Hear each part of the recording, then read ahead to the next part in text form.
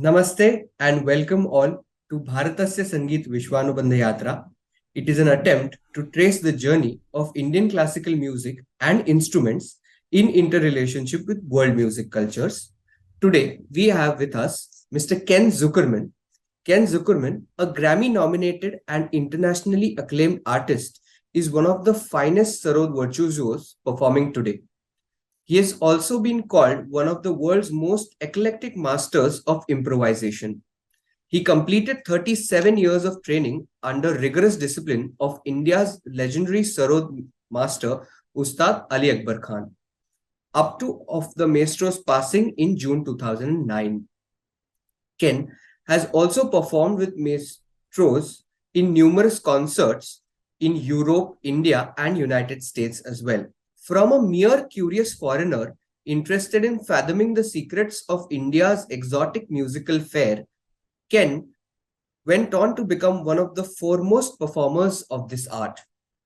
In addition to performing Indian music with some of the finest Indian tabla virtuosos, that is Swapan Chaudhary, Zakir Hussain, and Anindo Chatterjee, Ken has been the vanguard of numerous cultural crossover projects.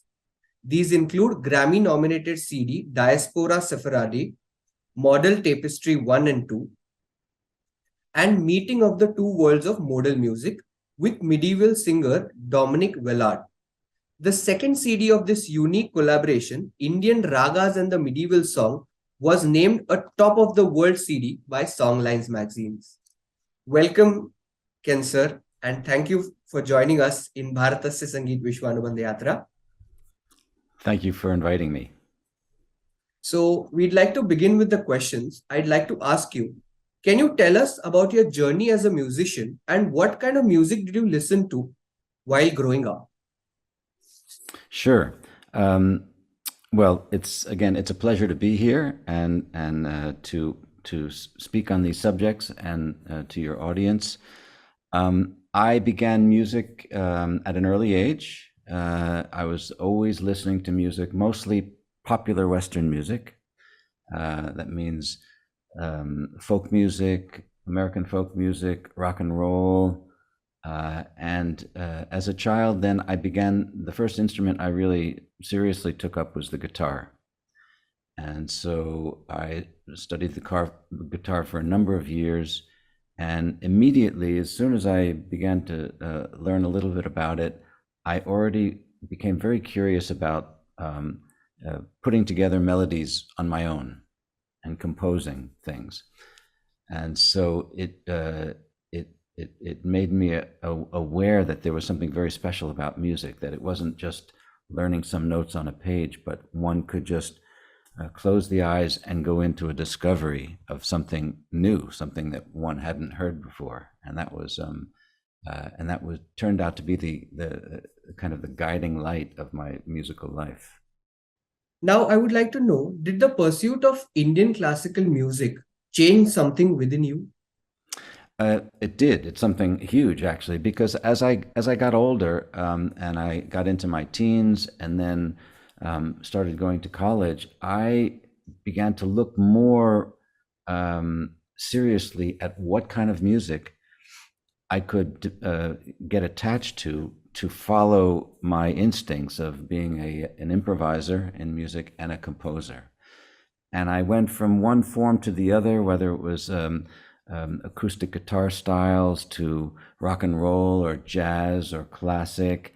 And all of them were very interesting to me, but I didn't feel as if they were ideal for what my instincts were.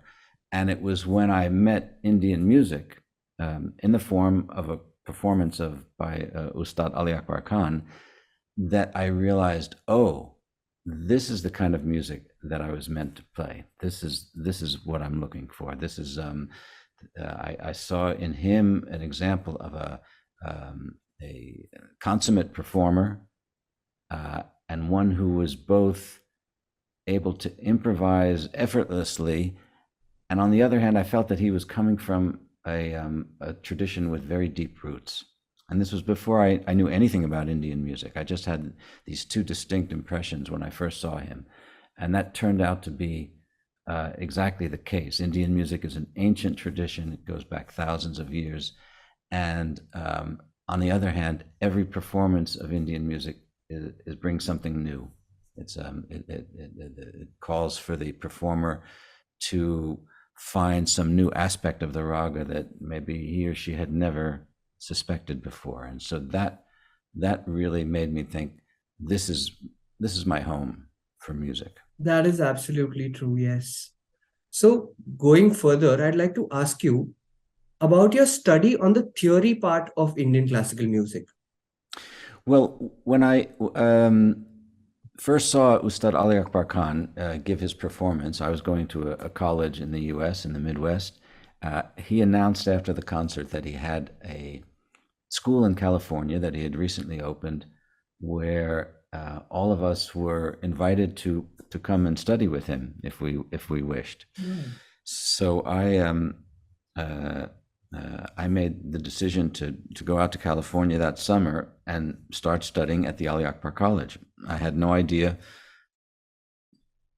what it was going to be like. I had no idea what instrument I would play, but I just showed up, and then the teaching began, and the everything was rolled together: the theory, the practice, the rhythmic training, the vocal repertoire.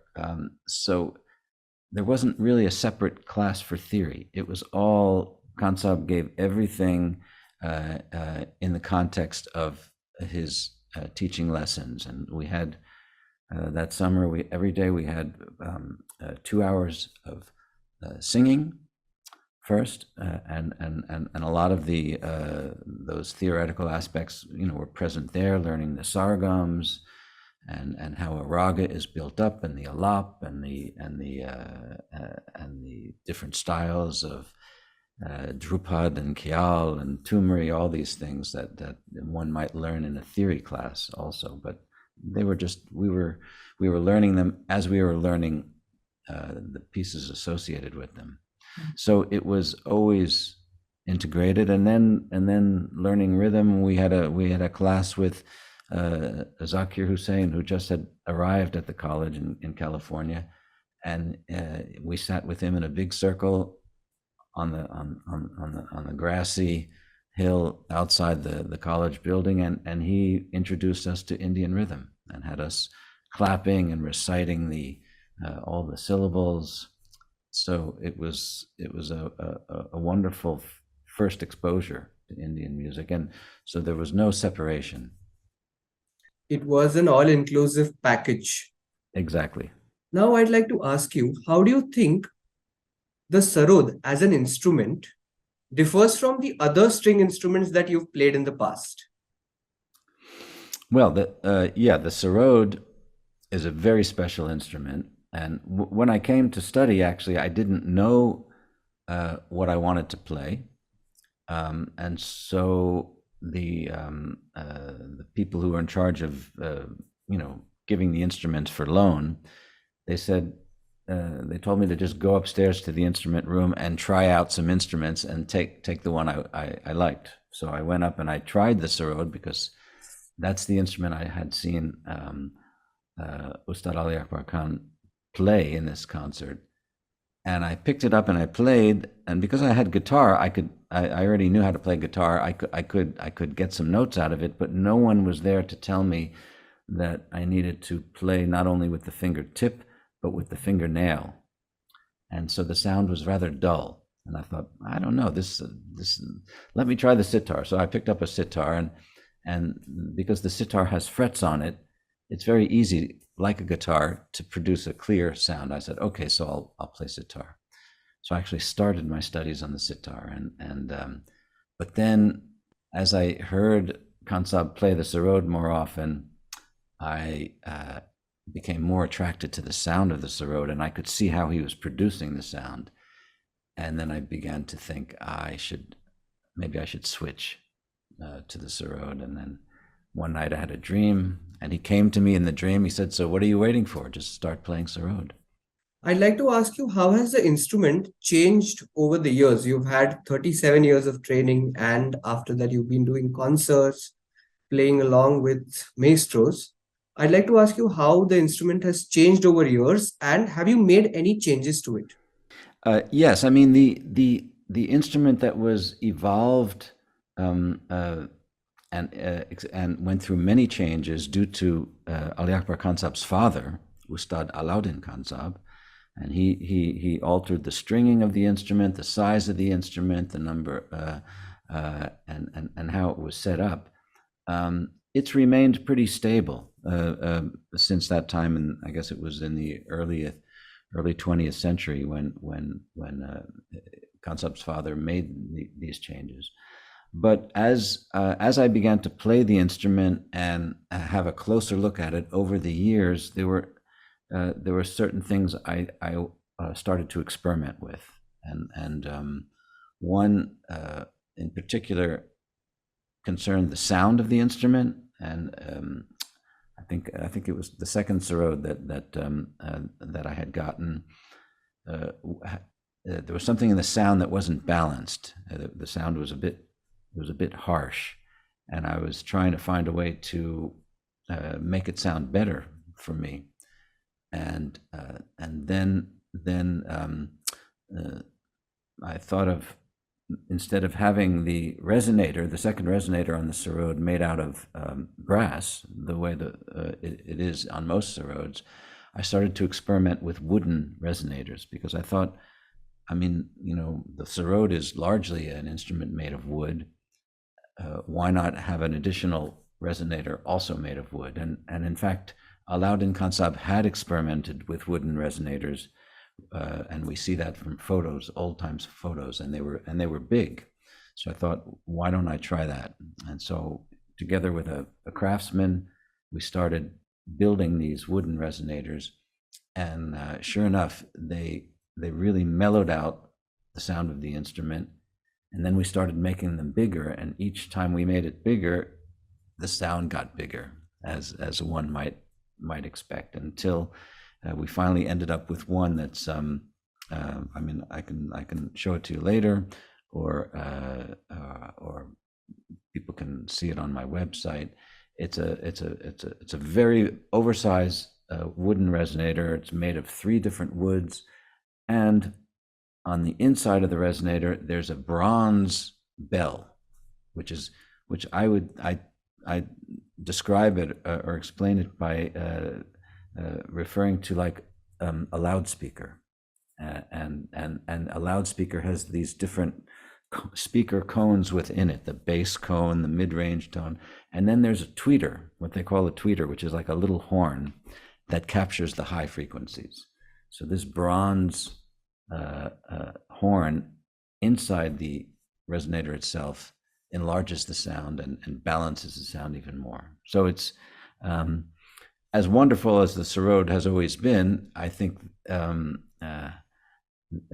there's always a chance to take a fresh look at the instruments and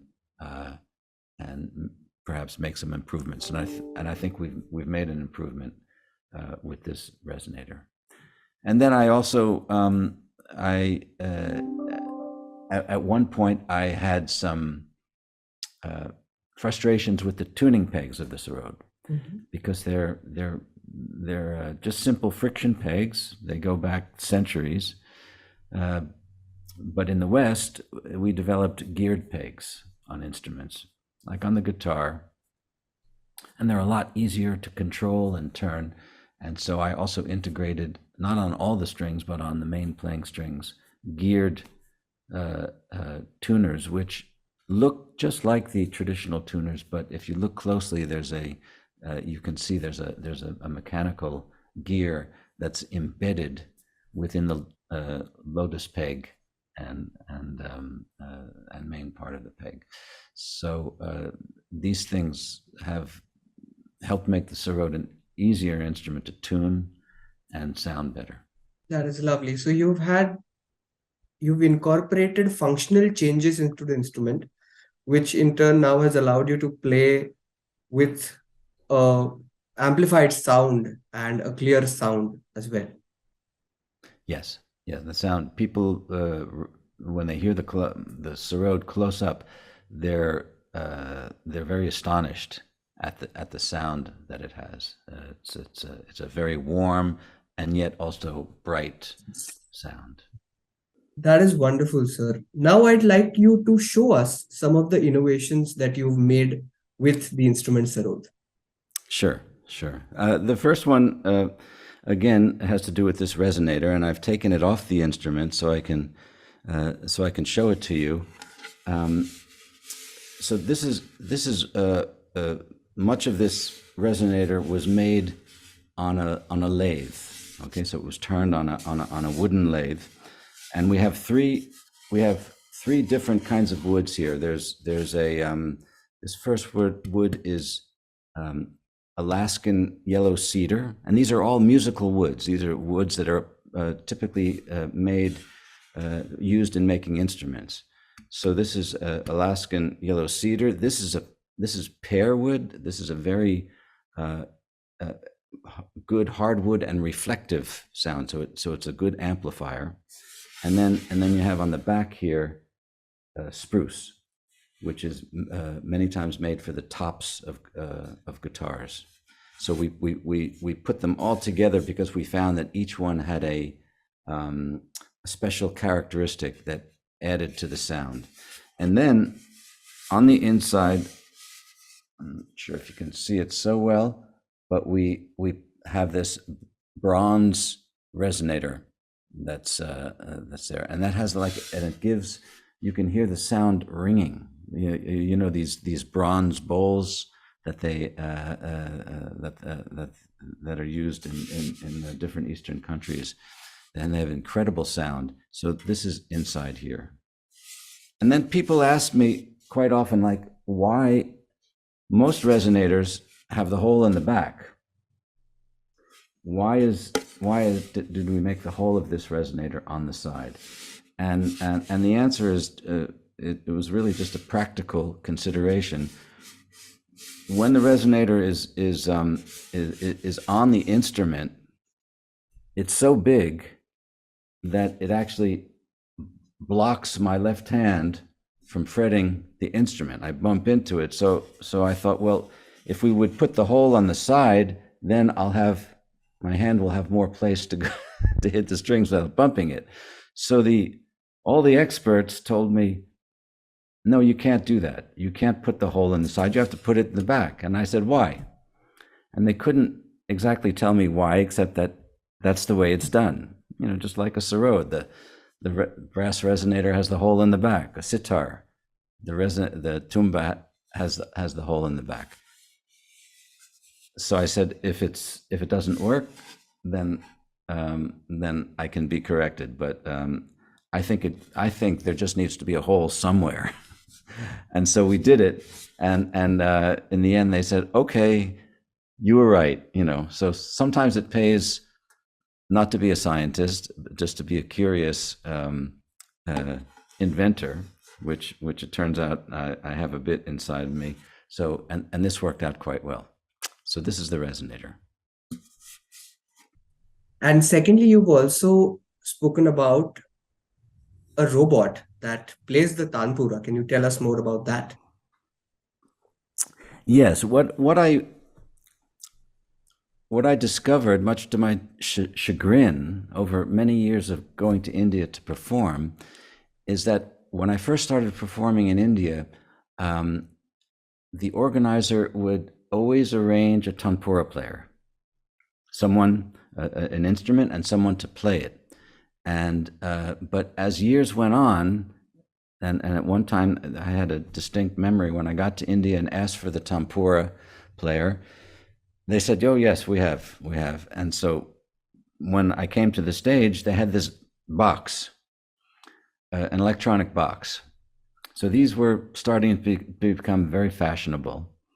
And the sound of these electric tanpuras was, and even today's improved models, it's really an insult to the real sound of a tanpura. The sound is harsh. It doesn't measure up to the demands of what a beautiful acoustic instrument like the sarod or sitar or even the voice would really require. And so we in the West, we can't understand why Indians would drop the idea of a real tanpura and replace it with an electronic box. And so I was very disturbed by this. I said, I've got to do something. And so I thought maybe we could just make a device that would play a tanpura. And so one day I woke up in the morning and I looked at the tanpura and I just held my hand over the tanpura like as if it would be a mechanical hand rotating, and there would be fingers on this hand playing the strings of the tanpura. And I presented this idea to one of my friends, who was a very good instrument maker, and he just said, "It won't work. It won't work. If it works, I'll eat my hat." And so I thought, okay, I'm going to ask somebody else. So I asked a much younger instrument maker and told him about the idea. He said, "I like that idea. Let's try it." And so we ended up developing it, and sure enough, it worked. And the first instrument maker did not eat his hat, but he conceded that he was very surprised that we had gotten this thing to work. So I have it right here, and I'm just going to switch the camera, and so you'll still be able to hear me, but you'll be able to see what is before you, which is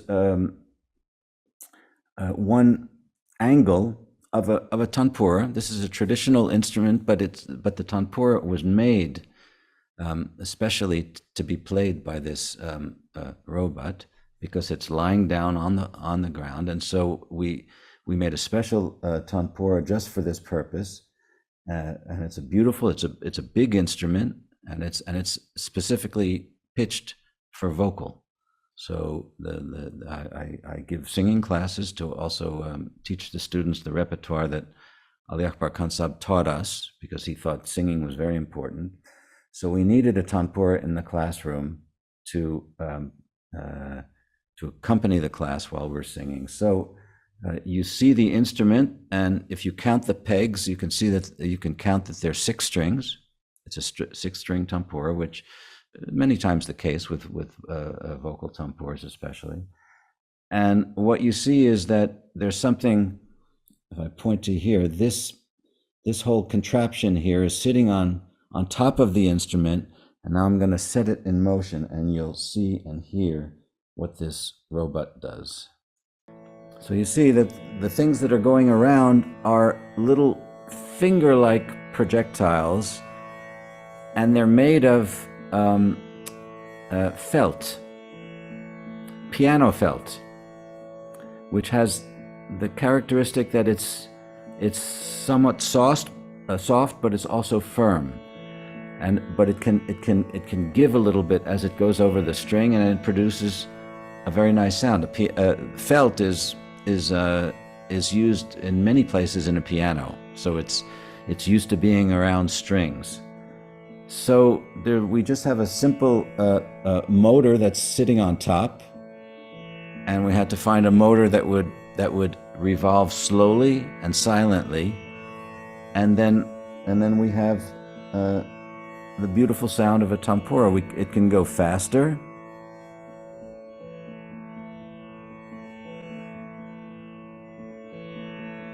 or slower.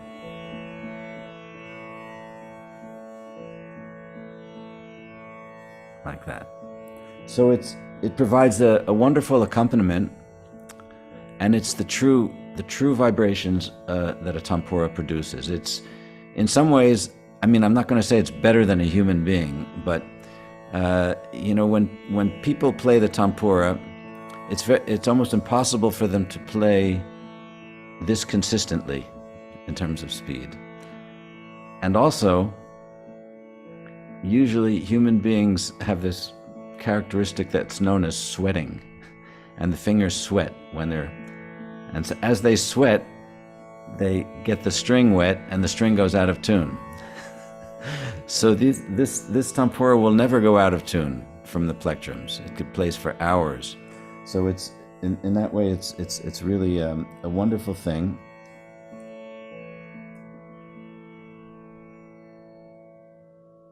And we, as with many inventions, we had to come up with a name for it. I don't like to just use the word robot. So I was watching it play one day, and I just thought it's so peaceful. And then I said, that's it, Shanti. So this is called Shanti. Wow, that is truly wonderful. So it provides you certain consistency of the sound and also the tuning. Yes. I don't have to retune it much. This is as I mentioned, this is a vocal Tanpura. I also have an instrumental Tanpura with the same robot kind of mechanism on it that I use when I'm playing my instrument. Lovely. Now I'd like to ask you, how do you balance preserving traditional Indian classical music while incorporating modern influences in it? You mean modern musical influences? Yes. Yeah. Okay. So, I mean, then you might be speaking something about a phenomena called fusion. Fusion music, mixing music from different cultures. Yeah. Yes. In a way, I grew up with Indian music, seeing this in action, because my teacher, Ustad Ali Akbar Khan, he was always ready to, not always, but sometimes ready to join in experimental ensembles, which he did in California. There was, I think, a group that he played with a famous saxophone player. I think they called it Rainbow, John Handy. And also, as I got into the music, I began to understand that he also composed music for Indian films many years ago, in his youth, and that's also a kind of fusion music. So and in addition to that, his father put together a band of orphans in the town of Maihar where they lived, and he formed this ensemble that played Indian orchestra music, which was also a fusion music. So I think that sense of experimentation and innovation in the music was already in this Gharana that I come from, and so there came a time when there were opportunities for me to do this kind of thing, and I thought, okay, why not? Here in Switzerland, we started a version of what was called in Maihar the Maihar Band, which was the group of orphans that his father trained in music. And when Kansap came to America, he also started an ensemble of us students, and he called it the New Maihar Band. And then when I started getting my school going here in Basel, Switzerland, we decided to start an ensemble, and we called it the Basel Maihar Band. So I continued that sense of experimentation and fusion, but also I think the ideas at the heart of these groups that were started by Ustad Alauddin Khan Sahab and Ustad Ali Akbar Khan Sahab were for teaching, to work with students in a group and to teach them music that was exciting to play. And maybe it was not the pure classical music, but it still gave them very valuable material to learn and get an experience also of playing in an ensemble. So one of the other kinds of music that I've been involved with for many years is Western classical music, and I've been a teacher of that here in Switzerland for many years. And so at one point I could see that there were some similarities between the music I was involved with, which was called medieval music. This is the music from the early periods of Western music, and Indian music. And so, together with a singer that I was one of my teaching colleagues, we were actually asked if we couldn't do something together, which almost never occurred to either of us because we were both purists in that sense. I was basically a purist to play Indian music. I thought it doesn't need anything else. This tradition is so huge. But when we were asked to combine something with a sarod and a singer in a sharing characteristics of these two musical systems, we obliged, and it became audiences appreciated it very much because they could sense that there was actually something musical binding these two cultures. And if we go back in the history of Western music, we see very clearly that early Western music was heavily influenced by music of the East, whether it was directly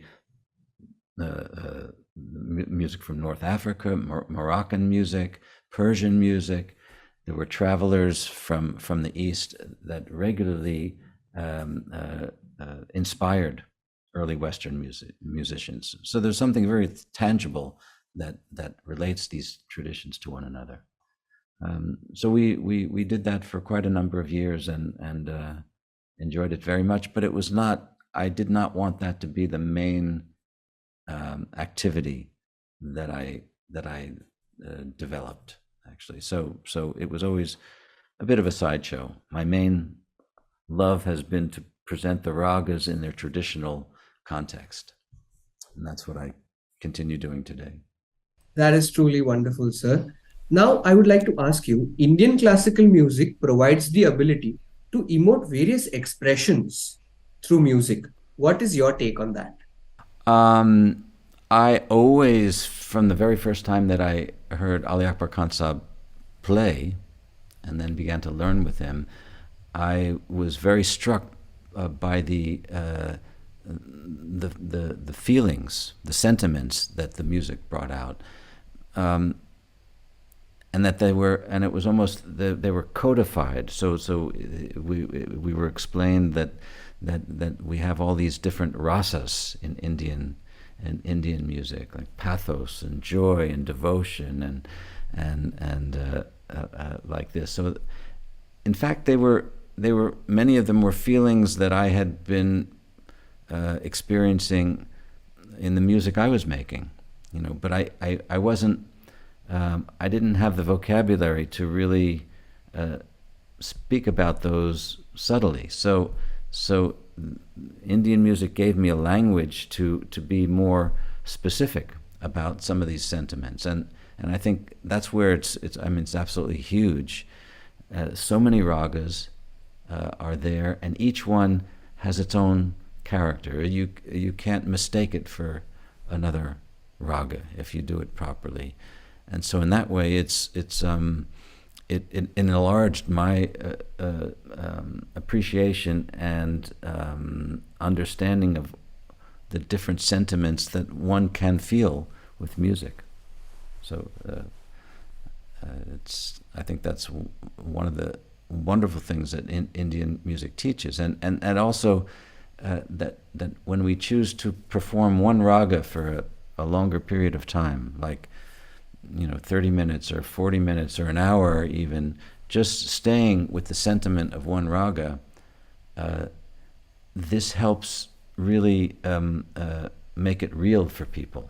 Because in the West, sometimes we play a piece and we're jumping from one sentiment to the next. One time it's joyful, next time it's sad, next time it's angry. There's all these things because that's not the intention of the Western music, to stay with one sentiment. But because we do that with Indian music, it becomes even a deeper appreciation of those subtle states. That is truly wonderful, yes. Now, Talking about ragas, I'd like to ask you, which is your most played raga? And if you might think, what that raga has given you? Well, I haven't done any statistical analysis of it yet, but I mean, I love, in the morning time, I love the ragas. I hear Bairo, for example, and Bhairavi. I mean, I love them all, but these are ragas that I would go to very easily. And in the afternoon, Bimpalashri, and noontime, I just love a raga that's called Lankadahang Sarang. And in the evening, I play a lot a raga composed by Ustad Alauddin Khan Sahab, Hem Bihag, and also some of the ragas that Khan Sahab himself composed, like Hindol Hem, Chandranandan, but I also love the variations of rag Kafi and Bhageshri Kanra. So there's no lack of ragas. There's always something to play, and then years later to come back to and say, oh, I want to go deeper into that raga. It's a plate full of various dishes. Whichever you eat, it's going to be tasty all the time. Yeah. You can revisit each one. Yeah. So now I'd like to ask you, talking about ragas, talking about performances, which is your most memorable performance till date, and which is your most fulfilling performance till date? Well, I couldn't say that there's just one. I Mhm. mean, there's because some of them were special in very different ways. Mhm.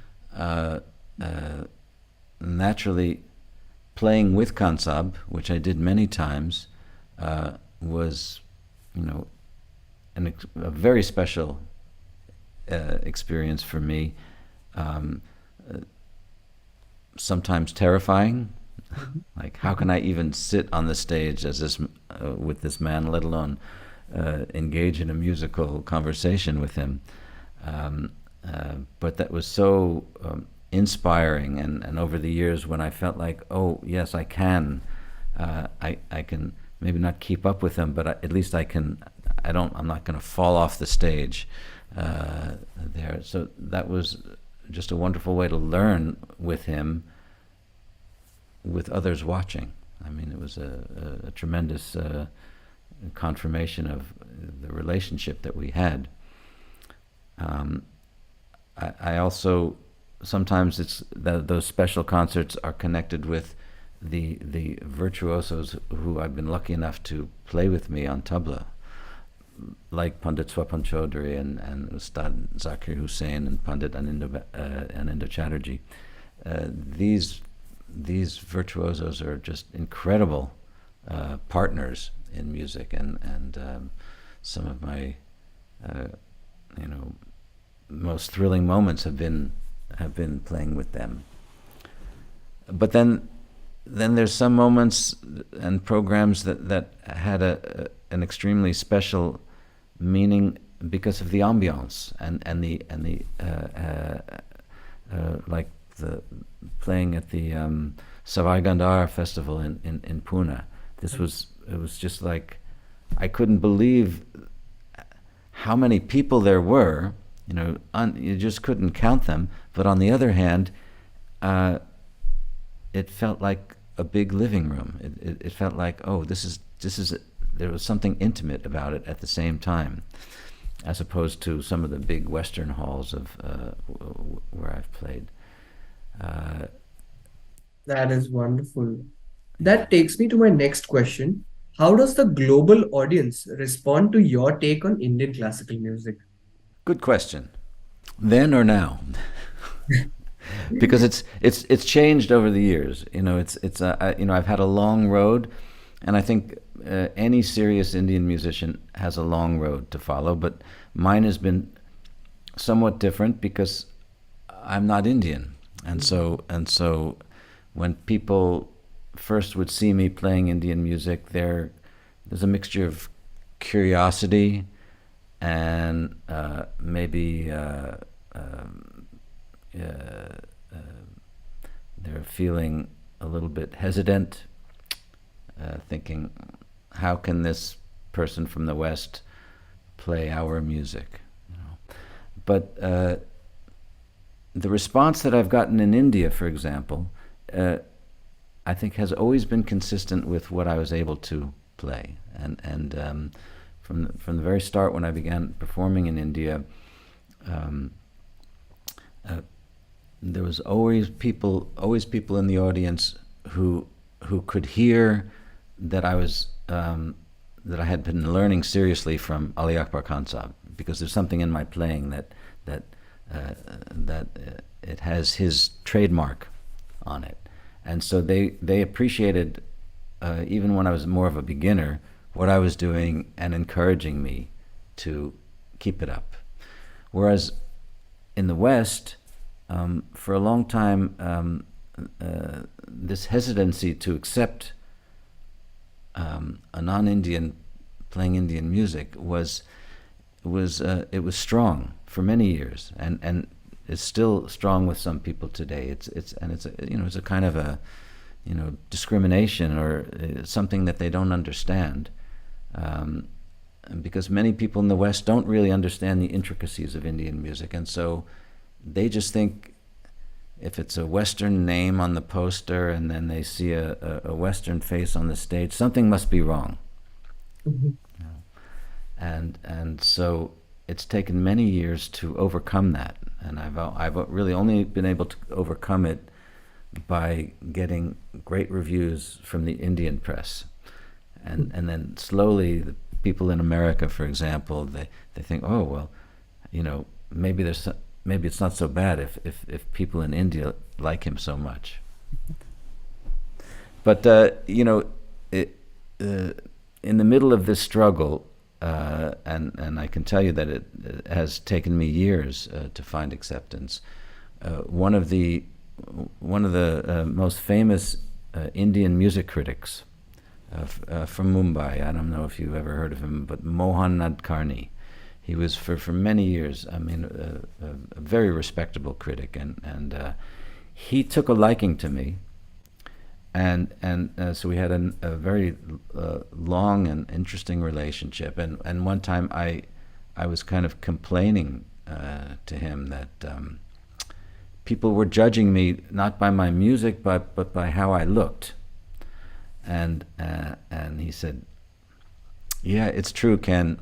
Don't worry about that, though." He said, the real connoisseurs of Indian music in India, they listen to the music with their ears open and their eyes closed. So those are the people you want to please in the end, the real connoisseurs. Absolutely. What an analogy. So, in your view, how have many Indian musical instruments gathered great attention all over the world? And how do you see the impact of Indian classical music on world music?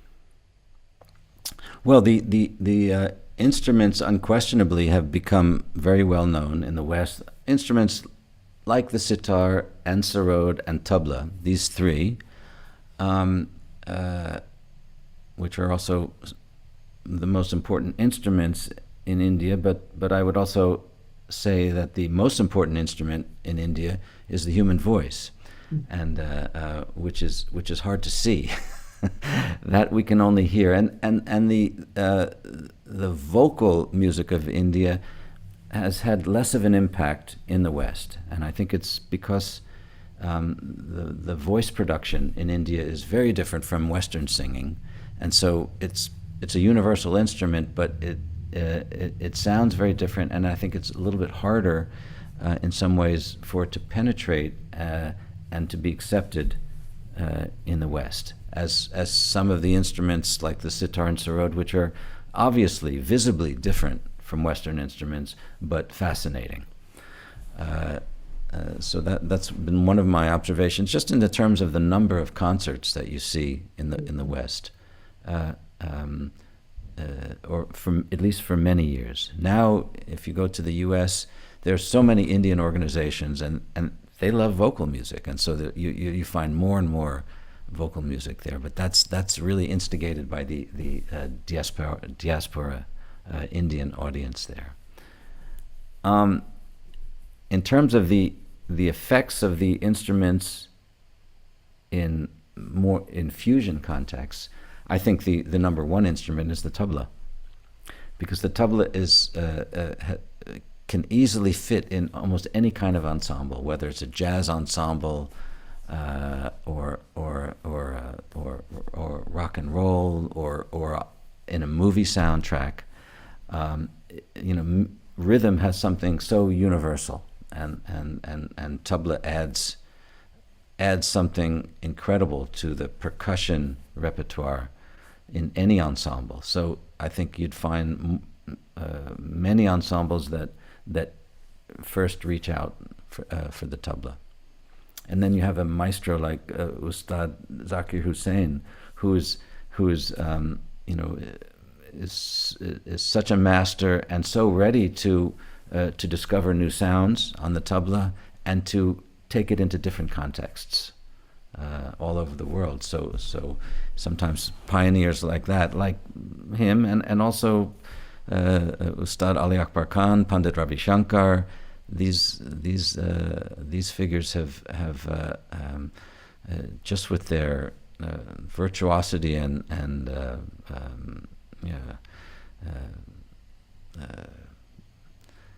the strength of their music, they've influenced world music traditions. Ravi Shankar playing with Yehudi Menuhin, it's had a big influence. Yes, Pandit Ravi Shankar, he had no hesitancy to mix with Western musicians. I mean, largely classical musicians. Pierre Rampal, I think the flute player, Yehudi Menuhin, he composed sitar concertos and performed them with orchestras around the world. So this exposed many people to the sound of the sitar and Indian music, and it's I think has to be recognized. Thank you so much, Ken sir, for joining in, sharing your knowledge and your experience over the last 37 plus years learning and exploring Indian classical music. And we are grateful to you for sharing your knowledge with us. Thank you so much. Thank you. It's a pleasure being with you. This yatra is brought to you by the Ministry of Culture, Government of India.